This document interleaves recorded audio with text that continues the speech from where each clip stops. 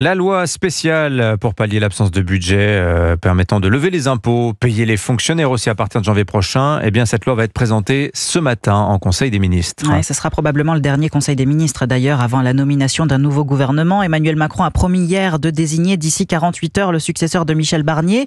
Décision que le chef de l'État va prendre après avoir multiplié les consultations des partis, des communistes aux républicains, excluant LFI et le RN. Chacun s'est dit ouvert au dialogue, des engagements sur lesquels le président compte bien s'appuyer, Jacques Serret.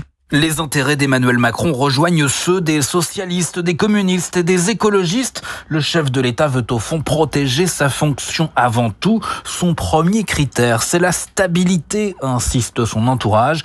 Alors quand la gauche, par la voix de Marine Tondelier, s'engage à la non-utilisation du 49.3 en cas de nomination d'un Premier ministre de gauche, le président voit cela d'un très bon œil. Tout cela va dans le bon sens si ça permet la stabilité institutionnelle, abonde un conseiller de l'exécutif.